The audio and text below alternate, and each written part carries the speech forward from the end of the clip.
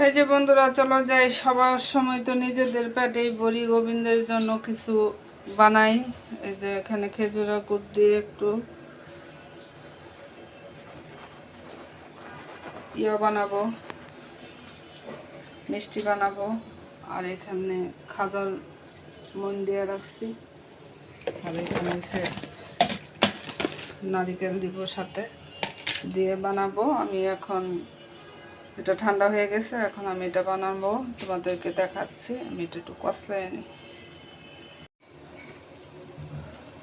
এই যে বন্ধুরা, আমি একটা মিষ্টি দিয়ে দিলাম খেজুরের গুড়ের সাথে, মানে নলেন গুড়ের ইয়েটা বানাবো। জানি না কতটুক হয়, গোবিন্দের জিনিস গোবিন্দ রক্ষা করলে আসছে। আর এটা দিয়ে আমি রসমালাই বানাবো। আমি এক হাতে ক্যামেরা আর এক হাতে করতে পারি না, তো তার জন্য আমি তোমাদেরকে বানায় বানায় দেখাইতেছি, তারপর আমার ভুল বুঝছো না। এই যে রসমালাইগুলো আমি বানায় নিতেছি, বানায় তোমাদেরকে দেখাচ্ছি।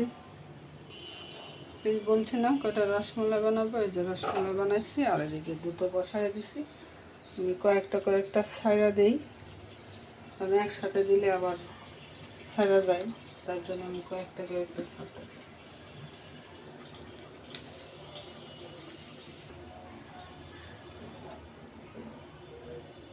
বান্ডরটা আমার ছোট, কিন্তু হয়ে গেছে। এখন আমি এটা নামায় ফেলাবো। মজা কটা বাড়ছে।